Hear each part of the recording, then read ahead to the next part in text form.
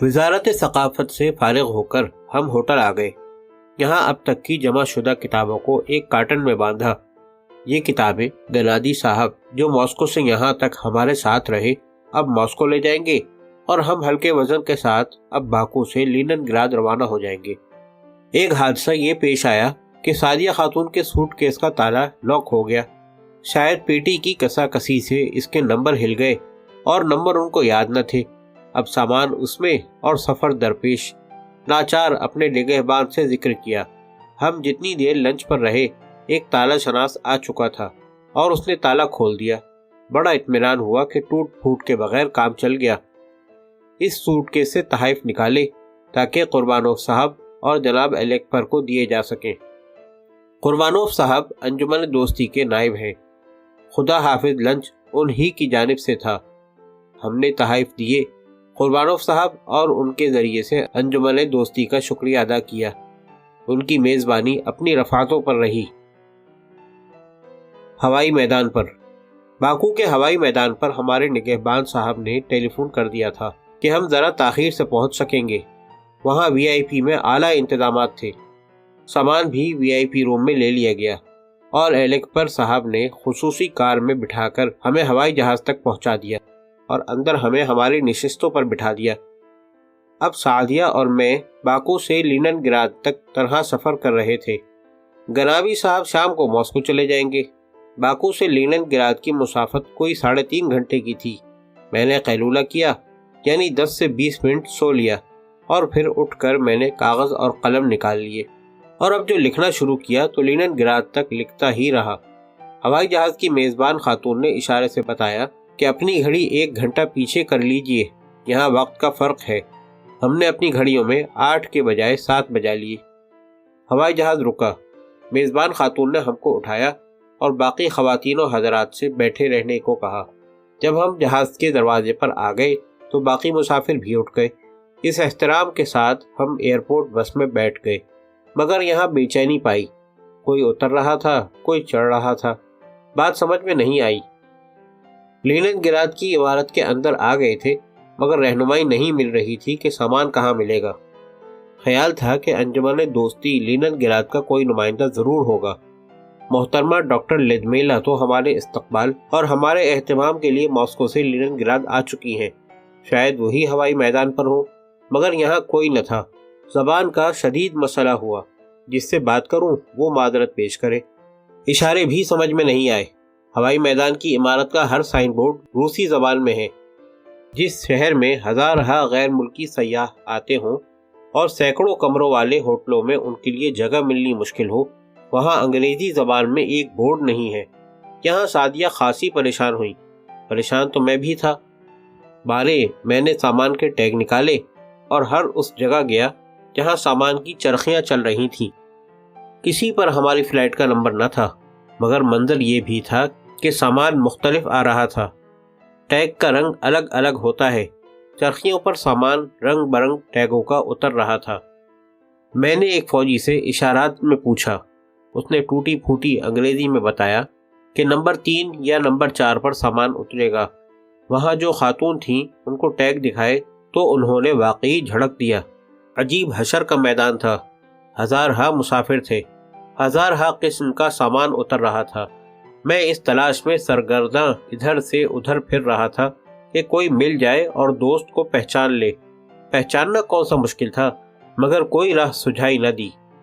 ایک مسئلہ جو مجھے معلوم تھا اور سعدیہ کو معلوم نہ تھا، یہ تھا کہ ہم روس میں کسی ہوٹل میں خود جا کر نہیں ٹھہر سکتے۔ ہوٹلوں میں جگہ پانے کے لیے کوئی نہ کوئی پروانہ ہونا چاہیے۔ یہ نہیں ہو سکتا کہ میں سامان اٹھاؤں، ٹیکسی کروں اور ہوٹل ماسکو یا ہوٹل لینن گراد میں جا کر ٹھہر جاؤں۔ پروانے کے بغیر روس کے ہوٹلوں میں قیام ممکن نہیں ہے۔ یہ پروانہ یا تو میزبان کا ہوتا ہے، کسی انجمن کا ہوتا ہے، یا روس کی سرکاری سیاحت ایجنسی اینڈ ٹور جاری کرتی ہے۔ روس میں سیاحت کے لیے اینڈ ٹور ہی سے رابطہ قائم کرنا چاہیے۔ اس ایجنسی کے دفاتر اور انتظامات روس کے ہر شہر میں ہیں۔ میں یہ غور کر رہا تھا کہ اگر حسن اتفاق سے یا قسمت زور مارے اور سامان مل بھی جائے تو قیام کہاں اور کیسے ہوگا۔ میں نے سعدیہ کو یہ نکتہ نہیں بتایا۔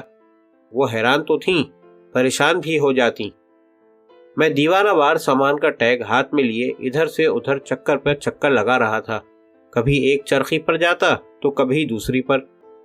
سامان تھا کہ ابلے پڑ رہا تھا، لوگ تھے کہ اپنے اپنے سامان کے لیے ادھر سے ادھر آ جا رہے تھے۔ عجیب قیامت برپا تھی۔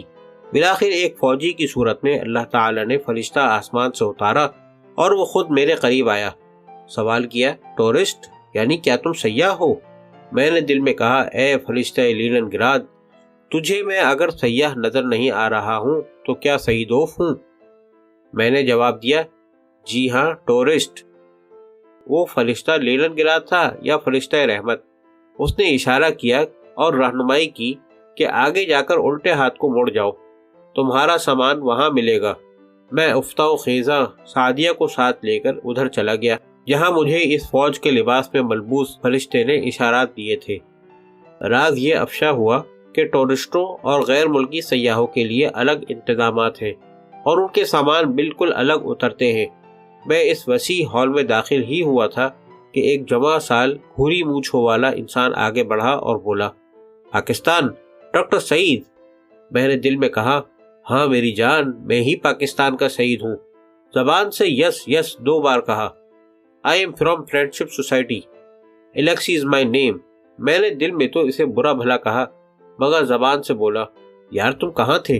سعدیہ نے پوچھا، لدمیلا کہاں ہے؟ وہ ہوٹل میں آپ کی منتظر ہے، آپ کا جہاز بہت لیٹ آیا ہے۔ اور آپ اب تک کہاں تھے؟ میں تو مایوس ہو کر بس جانے کی ٹھان رہا تھا۔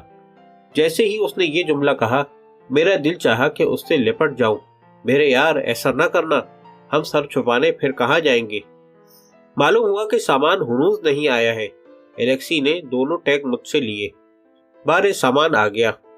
جہاز سے اترے اور حیران پریشان در بدر پھرتے اور ایئرپورٹ عمارت کے گلی کوچوں میں تلاش لیلا میں سرگرداں پھرتے 1 گھنٹہ گزر گیا تھا۔ سامان اب برآمد ہوا۔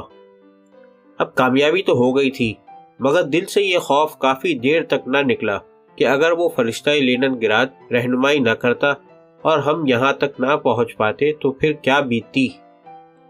ہوٹل ماسکو پہنچے، اندر داخل ہوئے تو گرمی نے استقبال کیا۔ دوسرا استقبال محترمہ ڈاکٹر لدمیلا نے کیا۔ وہ بے چینی سے ہماری منتظر تھی۔ بے حد سردیوں سے گزر کر اس گرمی اور گرم جوشی نے منٹوں کی منٹوں میں ساری کلفت دور کر دی۔ میں نے اور سعدیہ نے ذرا بھی ذکر نہ کیا کہ ہوائی میدان پر ہم کن شدائد سے گزر کر یہاں تک آئے ہیں۔ ہوٹل ماسکو میں 3 نہایت پاکیزہ کمرے موجود تھے۔ ایک میں نے سنبھالا اور دوسرا سعدیہ نے۔ محترمہ ڈاکٹر لدمیلا کا کمرہ ہم دونوں کے درمیان۔ سامان جمایا، اب 2 دن یہاں کشمکش کرنی ہے۔ ڈنر کے لیے جگہ ریزرو تھی۔ ہم تینوں گئے۔ ہال میں داخل ہوئے تو غضب کا شور تھا، پاپ میوزک اور پاپی گانا۔ اس باجے گاجے کی تانوں کے ساتھ متعدد نیم اور یا پریاں رقصہ تھی۔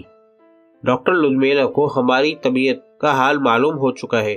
وہ معذرت کرتے ہوئے بولی کہ اب روس میں ہوٹلوں میں یہ انداز رقص و سرور عام ہوا ہے، خاصا تکلیف دہ ہے۔ ایک اسٹیج سے کافی دور میز پر کھانا لگا ہوا تھا، خاصا اندھیرا تھا۔ ایسے اندھیرے ان لوگوں کے لیے باعث سکون و مسرت ہوتے ہیں کہ جو دعوتوں میں بغیر بلائے آتے ہیں اور تکلفاً بیک وقت کئی وقت کا کھانا کھا لینے کے بعد احتیاط سے چھری کاٹوں سمیت اٹھ جایا کرتے ہیں۔ ہاں، ایک لطیفہ یاد آیا۔ لطیفہ کیا، اچھا خاصا واقعہ ہے۔ راجہ مہاراجہ کا کھانا تھا۔ وہاں نکتہ دانوں کے لیے صلاح عام تھی۔ خصوصیات سب کے لیے یکساں تھی، بڑا ہو یا چھوٹا، انتظامات ایک جیسے تھے۔ کھانے کی ایک میز پر نعمت ہائے غیر مترقبہ چنی ہوئی تھی۔ بڑے شاندار سنہری برتن تھے، سونے چاندی کے کانٹے اور چھری چمچے تھے۔ اکل و شرب کا زبردست زور تھا۔ بن بلائے مہمان بھی تھے۔ ایک دست دراز نے کھانے کے بعد سونے کے چمچے اپنی جیب میں ڈال لیے۔ کسی کو آنکھوں آنکھ خبر نہ ہوئی، مگر اسی میز پر ایک اور بھی کائیاں مصروف آہو فغاں تھا، یعنی اس قدر کھا پی گیا تھا کہ سانس بمشکل لیا جا رہا تھا۔ اس کی نگاہوں نے تاڑ لیا کہ سونے کے چمچے پار ہو گئے ہیں۔ اسے ایسا غنیمت موقع میسر نہیں آیا تھا۔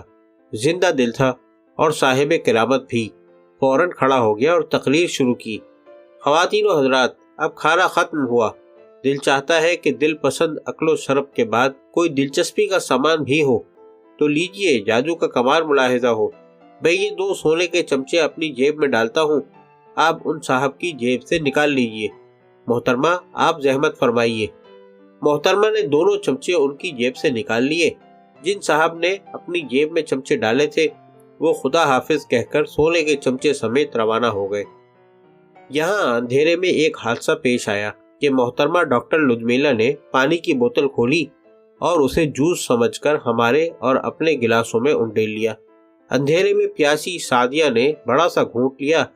ہائے، یہ تو بیئر ہے، لا حول ولا قوت۔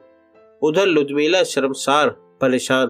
ہم کٹر مسلمان ہیں، گوشت تک ترک کیا ہوا ہے، ہماری تواضع آج بیئر سے ہوئی ہے، یہ مسلم بیئر تو تھی نہیں۔ لدمیلا کی پریشانی اور شرمساری دور کرنے کے لیے میں نے اس موقع پر اپنا ایک واقعہ سنایا۔ میں تاجکستان کے دارالحکومت دوشنبہ میں تھا۔ وہاں جناب پروفیسر محمد عاصموف صاحب نے میرے اعزاز میں ایک عشائیہ مرتب فرمایا تھا۔ کافی لوگ تھے، ادیب بھی اور شاعر بھی۔ شاندار ماحول میں شاندار میز پر شاندار کھانے چنے ہوئے تھے، انواع تھیں اور اقسام، پانی بھی تھا اور جوس بھی، رندوں کے لیے شراب ہمہ قسم بھی۔ دوران اکل و شرب بار بار ٹوسٹ پروپوز ہو رہے تھے۔ ٹوسٹ پروپوز کے لیے چھوٹے گلاس ہوتے ہیں، ان میں روسی وڈکا ڈالی جاتی ہے۔